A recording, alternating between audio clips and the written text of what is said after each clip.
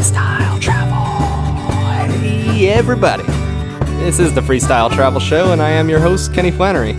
This episode is going to be about making money while you're traveling. Getting that money on the go, on the road. It's part of a whole travel finance kind of series that I'm doing. The first part was about spending money, so I recommend you listen to that episode. Me and India Jane sat down and talked about all of our travel expenses and, yeah, basically all the ways we spend money since we've been traveling. So it's important to know what you're going to need money for before you go try blindly making it.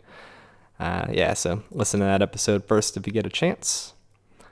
But yeah, I kind of chose this topic because I did randomly make some money the other day. So the last episode I was in Bangalore, and I had a really good time in Bangalore, rolling around and enjoying life, just taking it all in. It's kind of all about the people, that one. Some cities are about the city, the place. Bangalore is about the people. It was a good one. Finally got out of there and got to Kochi, which is in the south of India, by the coast, and stayed with some couch surfers there for 2 or 3 nights. Had a good time. They were some software developers, so I went to the office one day, kind of got some stuff done with them. It was productive. But the one day that I headed to sort of the touristy sort of area, I hitchhiked. It wasn't far. It would have been like a 20-minute drive or something. But stuck my thumb out to grab a ride from a motorbike over the bridge. It's a lovely accent I have there. And once I got over the bridge, I tried to hitch another ride, and a rickshaw stopped. And, I'm used to that. I got to run up and tell them I don't have any money for that kind of thing, and then they usually move along. But this guy was like, whatever, doesn't matter. I'm going to Fort Kochi anyways. Hop in, free ride. His English wasn't great, but it was okay. So we're cruising. He asked where I'm from, New York, etc. And then he asks if I've eaten and offered to get me like breakfast, lunch, whatever, the meal. So we sat down and got some beef curry. I chose beef just because India is kind of anti-beef, but Kochi's kind of known for having it. So that was really good. As we were finishing up, he's like, hey, can you do me a favor? And I'm like, yeah, man, definitely. You just gave me this free ride and a bunch of food. So what's up? He's like, I'm going to take you to a couple shops and then I'll get 100 rupees and we'll split it 50-50. And I'm like, oh, okay, that's even better. It's like doing me a favor, basically. So I don't know, some kind of arrangement with the shops that he has. I guess that's a common taxi thing anywhere in the world. So shops will give you a little kickback if you bring customers their way. But so we went to a shop, and I went in there, and he's like, just go in there for like 5 minutes or so and poke around, look interested, and leave. Don't have to buy anything. So I did that. It was a bunch of trinkets, and shop owners following me around, telling me about this and that, trying to make a sale. And finally I backed my way out of there. And then we went to another shop and like a third one, and went to like 3 or 4 shops. And I'm like, dude, how many of these shops do we got to go to? Are we done? And then I realized that we were getting paid at every single shop. So as soon as I would go in the shop, someone else would run out and give him 100 rupees, presumably. And so he's like, oh, we're going to some more. So we ended up going to 10 and then 15 and then 20 freaking shops. I'm walking into spice markets while hearing the same spiel from the Spice Girls. Well, not the actual Spice Girls, but the Indian Spice Girls. Yeah, giving me cinnamon and trying to make sales and all the little trinket shops and stuff. By the end, I was just getting baller with it, and I had my whole spiel. I was only looking at like the fanciest stuff, the biggest furniture, asking about shipping and talking about having a girlfriend that was sick and having to come back with her. And the next day, basically came up with a rhythm to get in and out pretty quick, which worked really well. So we went to 20 freaking shops, and afterwards, like, went and got some lunch with him, and he peeled off 800 rupees for me, which is insane. It was like more than I'd spent. Maybe not the whole time I was in India, but it was a good chunk of change. So this is sweet. And then he was like, where do you want to go? I'll go drop you off wherever you wanted to go originally. So I'm like, I guess just up by the beach, man. Like, I'll go check that out. So halfway we stopped, and he's like, this is where I live. My mom's in here. If you could do me one more favor, I'm going to give you 500 rupees. And when we go in there, just give it to my mom, and she'll think you're super rich. And then we'll get out. I'm like, okay. So we did that. We went into his place. I met his mom, talked for about a minute. And then as we were leaving, I gave her the stack of cash that he gave me. And she thanked me, and then we left. I guess maybe he just didn't want to explain where he had gotten the money, or I don't know. I guess that's probably why he had me do it instead of just give it to her himself. Maybe she wouldn't have accepted it from him. But yeah, then he dropped me off up at the beach like he said, and that was it. Yeah, I was a little bit richer. So yeah, that's one more way to make money on the road, I guess. A little bit anyways. So it was kind of just a funny day. And yeah, the next day I went to the office with those guys again and hitchhiked to the airport and flew here to Dubai. And yeah, like I said, I'm 28 floors up in Dubai. So this is kind of a kick too. I posted on Couchsurfing that I was coming here, and this guy got in touch. He's like, hey, I'm going to be out of town, but you can totally use my place while you're there. So just so happens he lives in this super swanky apartment in these Damac, what is it called? Damac Park Towers, DAMAC Park Towers. Crazy looking blue twisty buildings. All the buildings here are nuts. Like, it's kind of like a fake city. I think people even call it like a fake city, just in the desert. But I've been digging it, checking some stuff out. Also just taking advantage of having like a private sweet pad with an awesome view to record podcasts and stuff like that. And yeah, the big thing is I got my laptop sent here. If you listen a couple episodes back, Trucker Steals My Stuff is the name of the episode. Yeah, truck driver stole my laptop, microphone, some other stuff, and I got this laptop shipped here to Dubai. Thank you so much to family and friends who chipped in to get that rolling again. That was huge. I guess it helped that my birthday was around the same time I got stolen and stuff, but yeah, totally unexpected. So thank you guys so much. This is awesome. I pretty much thought I was just going to go without a laptop for a long while, but having it obviously makes it much easier to do this podcast, get all the stuff on hobolifestyle.com up and running. So yeah, been taking advantage of this to get that set up and get it rolling. So let's get it rolling. Let's talk about making money on the road. There's more ways than just rolling around with rickshaw drivers going into shops for commission. So let's jump right into it. Hey, here we go. All right, yeah, tons of ways to make money on the road. So I've got a few kind of abstract and different general ways. I wrote an article about this on Hobo Lifestyle not too long ago, but I figured I'd start and just tell you a bunch of different like little shorter abridged stories, kind of like this rickshaw thing, because a lot of the ways that I've made money on the road have just been kind of random. So, for example, jumping in, one time I was hitchhiking in Washington State, trying to go to this little town called Leavenworth I knew nothing about. I just saw it on a map, and it was in the center of the state, and looked like there were a lot of trees there. It looked like somewhere I could camp and get some writing done, actually. Just spend a week there, camping by day and going to the coffee shop, or camping by night, going to the coffee shop by day. But what happened was I got a ride from this guy who was coming in. He was building a house there. He hadn't started building yet. He was clearing out the land down the Icicle Creek there. In a pretty beautiful spot, actually. And someone had flaked out on him. They were in the process of like clearing out these trees that they had knocked down, and basically he just offered, because someone flaked out, he's like, if you want to make $100 tomorrow, I got to clear it with the lady who owns the property, but all you'd have to do is throw wood into a chipper. So I'm like, yeah, man. So we exchanged numbers and got a call from him later that night, and he's like, we're fully on. So I met him the next morning. We drove up to that spot, threw wood in the chipper all day. Not too hard of work, but then he's like, yeah, if you want to do it again tomorrow, let's do it again tomorrow. I'll put you up in a hotel room. So stayed in a hotel room for the night. Next day, same thing. And then dropped me off at a brewery.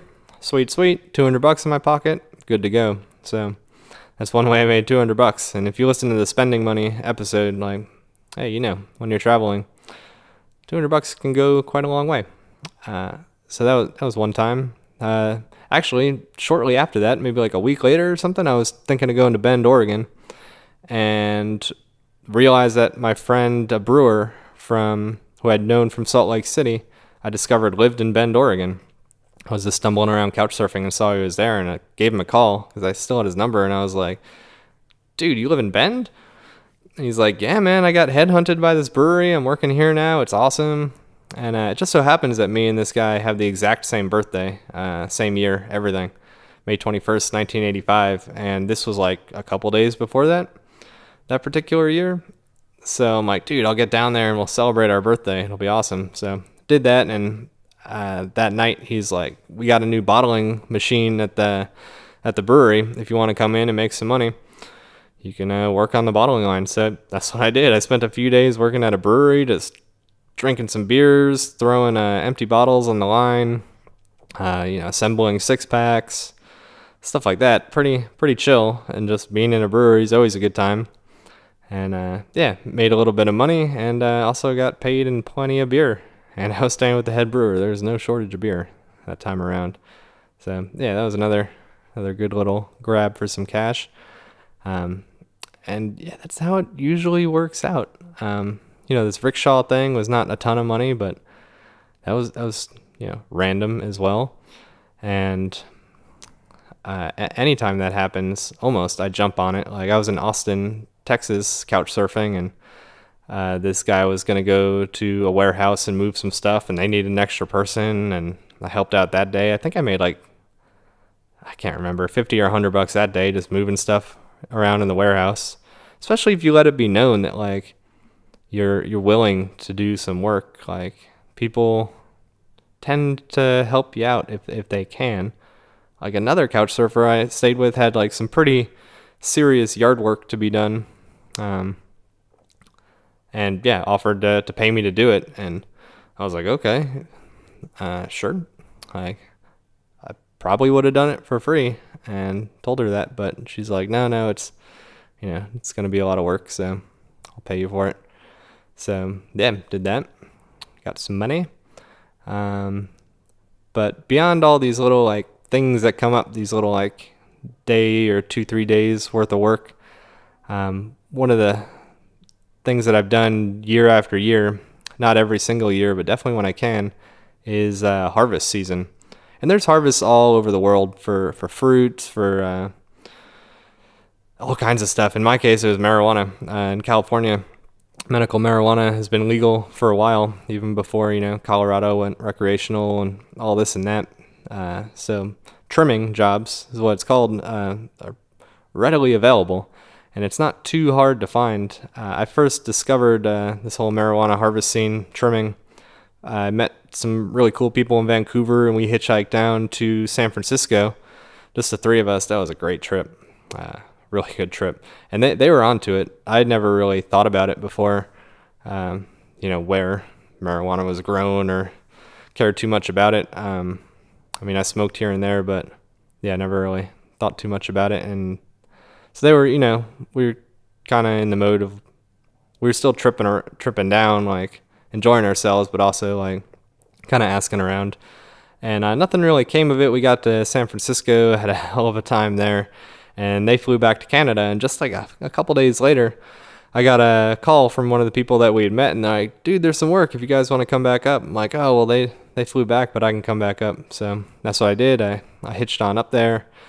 Ended up getting linked up with this really cool couple up in Humboldt County, just up on the mountain there, up in the hills, and just beautiful house, chilled out. It was the two of them, me, and a few other people coming in and out, just trimming weed for 10, 15 hours a day.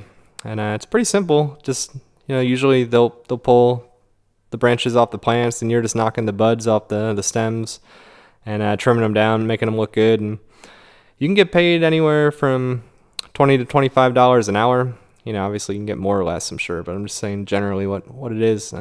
Or you get paid by weight, like which is usually $150 to $200 a pound, and depending on the season, the crop, like how good it was, how fast you're moving, how many hours you can work a day, you can make like between 100 and like $400 or $500 a day. Like a $500 day is freaking amazing, but I've had them before.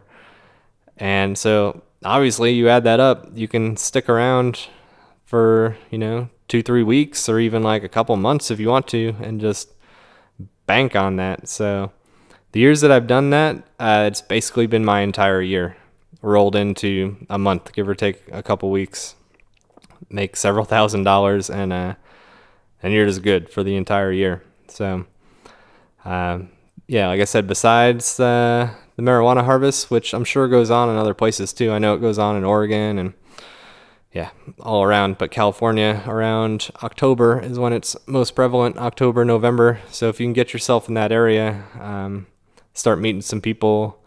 Even when I'm hitchhiking there, it gets brought up. I've had plenty of people offer me trim jobs just while I was hitchhiking. If you get yourself to that area, you will find some kind of job.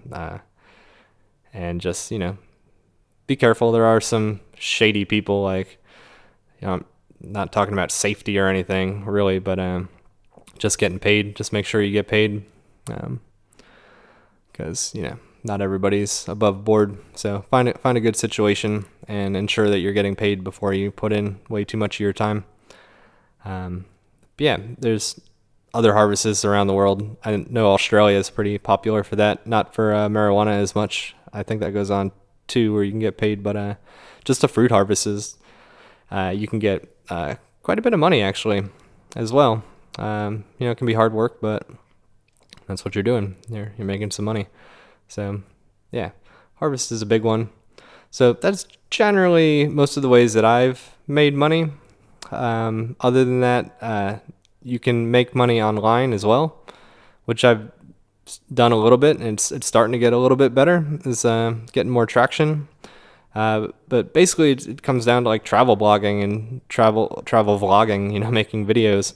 If you're going to be traveling, you're going to be running into good stories all the time. Ideally, hopefully, if you're doing it right, you're going to be enjoying yourself and, want to share these stories. And if you're a decent writer or you want to make videos or take photos, then you can post this stuff online. And then there's various ways to make money surrounding that. Obviously, if you take photos, you can sell your photos. I don't take a lot of professional photos. I try to take some decent ones, but I'm not into selling them. But those who are, you can make a little bit of coin that way. As far as travel blogging, the two ways that I best know to make money off of that are ads. So like Google AdSense is the easiest one. You sign up for Google AdSense, you start your blog, you can use Blogger or WordPress, whatever you want, and then you put in this little code through AdSense. It's like embedding a YouTube video basically, but it's an ad, and it just automatically generates these hopefully relevant ads, and every time someone clicks on the ad, and to a certain extent every time just the ad is seen, you as the blogger get a little bit of money. So it's a pretty simple way to start making money. It doesn't guarantee you're going to make a lot. You still have to write good stuff and hope that it gets out there, hope that it spreads. And obviously the better that it is, the better chance it has to spread and be useful to people. The other way you can make money through your blog, which has been a little bit more successful for me, I kind of wish I had discovered this earlier on, is Amazon's affiliate program, which I'm a member of. And it works by putting, it's not so much ads as it is just links to products and things. And it's kind of perfect for what I do. Like I wrote an article about packing light, and I mentioned all these things. So with Amazon, I can just link to them so people can buy them directly. And like if you go to hobolifestyle.com and click on the gear page, I have a list of all this gear, and that's mostly links to Amazon and that ultralight packing article, a lot of links to Amazon. And when someone clicks it and they go there, I don't get money right away. But if they buy something, if they buy the thing that I linked to, or if they just keep browsing around and then buy something else, whatever, then I get a percentage of that. So that's been, pretty good. I'm not rolling in dough exactly, but it's doing a lot better than the AdSense was, so, which I still have on there. So I definitely recommend both of those if you're gonna start a travel blog. And there are other ways to make money with blogs, but they're more peripheral. Like, for example, you could write a book about your travels and then have a link to that on the blog. You could start doing lectures around the world. Some travel bloggers get into that, like kind of make a name for themselves, and then they'll go to places where they can give talks and make money. And then, you're starting to get into some next level stuff there for sure. Like, you have to really, really be into your travel blogging to start getting to that level. But it's definitely worth considering if you're going to be traveling and writing anyways to make a little bit of money off of it, semi, or in some cases totally passive income eventually. So yeah, recommend that. There's other ways to make money online besides just travel blogging, of course. Obviously, if you're a programmer or something, you can like get some spec jobs like programming, coding, stuff like that. It's all good remote work. But even just regular people, you can make money. Things like online surveys. Again, that's not going to be a ton of money, but you can get a little trickle coming in. I met someone in Australia. She was not actively traveling, but she was really into it. Just when she was bored or had some spare time, she'd just hop on, fill out a couple surveys, and make a few bucks. So just Google like making money on online surveys, and you can get into that a little bit. There's also translation services. If you speak several languages, you can get online and translate some text from whatever, Spanish to English, what have you, and you can get paid just for that. There's websites like freelancer.com or fiverr.com where Fiverr, you just make $5 for various things. Like people say they need a photo of this, or they need something written, or they need some kind of audio produced, or whatever. It can be anything, and they'll pay $5. Freelancer.com is a little more general. There's other websites like this where you can do writing for, I don't know, they're all really different. Like they'll ask for 300 words about a certain topic, and you write it, and if it's good, then they pay you. So there's different little things online you can do like that, which is great because you're traveling and remote work and stuff. You can kind of just log in and make a few bucks and log out. The other thing you could do online is online gambling. Like there's poker. You can play craps. You can do sports betting. If that's what you're into, you can definitely do that, and it's totally a risk. But I guess I can throw day trading in there too. It's basically the same thing. But if you're really focused and you got an idea and you're into it, that's obviously something you can do from anywhere. That's the great thing about the age we live in. There's tons of ways to make money just remotely. It just doesn't matter where you are, and you can just like stick to that niche of a thing that you do well, and make some cash. It's getting easier and easier to travel. We're in a good time. And beyond all those ways to make money, there are sometimes where money just comes your way. Hitchhiking, once in a while, someone will just like hand me money, and you can't even really say no. You're like, oh, no, and they're like, no, take it. I mean, I've had people hand me like little piles of change, a couple bucks, $20. I once had someone give me $100, and they're like, I don't feel bad for you or anything. I just think what you're doing is really cool, and just take it. I'm like, okay, sure. And he's like, yeah, take it. So I'm like, wow. I mean, that was crazy. That was really nuts. $100. But yeah, that happens like a little bit here and there. It's hard to say no. And yeah, why not take it and get some food, get some beer, replace some things, do what you got to do. There are plenty of people who panhandle. Met some people and talked about their experiences, and it's not something I'd ever want to really get into. I just think it'd be kind of boring for me, just asking for handouts, kind of. But they make a lot of money, and if you want to, like, I've heard of people making like $20 an hour or more, just sitting there with a sad sign or whatever. I think a better option would probably be busking. Busking is usually like playing music, but basically, doing something, juggling, whatever, on the street, being a street performer, and making some money that way. So if you have some kind of skill or you're a musician, that'll probably be a better way for you to make money on the street. Some people definitely travel around the world just by playing music, especially if you're good. Like, you could be making a ton of money. I remember when I was living in New York, we used to have these Wednesday night jam sessions, and this one guy would come with a saxophone like every other week. He was awesome. He was so good. He just tied us all together. But throughout the week, he would just randomly go and like play on the subway until he'd make like $100. And sometimes he'd make $100 in like 3 or 4 hours, and he'd just pack up and go. He'd be like, "That's my day." So you can just do that while you're traveling. Obviously you got to carry around your guitar or something, but if that's your love, you're going to be carrying that thing around anyway. So get on the street. It's kind of a no-brainer. Yeah, make your food for the day and then some. That's a pretty good one. But yeah, the panhandling thing, that's up to you. But yeah, pretty profitable. Pretty profitable. And the last thing I'll mention is work exchange, which isn't so much about making money, but it's kind of the same end goal. So work exchange, the way it works, the most popular ones are like Woofing, HelpX, Workaway. These websites, you can get on there and you can find places where you can work in exchange for room and board. So basically eliminating the need for money.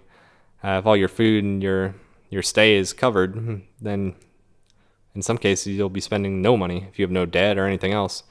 So yeah, it'll be either an organic farm or a hostel or even on a boat or something, just anywhere where someone needs some labor basically, and you'll go there. And let's just go with farms because that's the most common. You'll go on the farm, you'll work maybe 20-25 hours a week, and you spend anywhere from like a few days to a few months in some of these places. They'll let you or want you to stay that long, a month, whatever. You work it out between you and them, and pretty good deal. Some people travel just through this. They just jump from farm to farm to farm to whatever hostel. And, while you're there, you're only working 20-25 hours a week, so you can kind of base yourself there, and then on the weekends or throughout the week, your little days off or whatever, you can like run out, go check out that waterfall, go check out that nearby city, whatever you want to do. Sort of like thoroughly explore a whole area, really get to know some family, and then, yeah, take off. So again, you're not making any money, but again, you really don't need it. So you could be doing that and doing any number of the digital kind of things I was talking about, and actually making a little bit of money, and that'll add up, and probably enough to cover your beer or whatever your travel expenses in between woofing spots. So definitely look into that if that sounds any way interesting, because it's a huge part of some people's travels.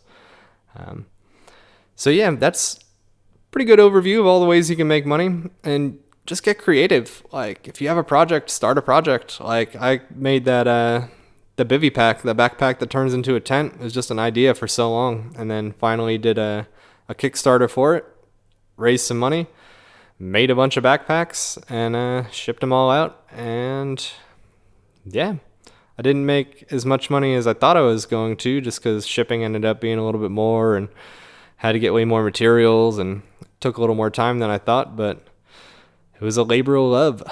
Good project. I'm glad I did it. I'm going to keep on making them here down the road. So yeah, like I said, get creative.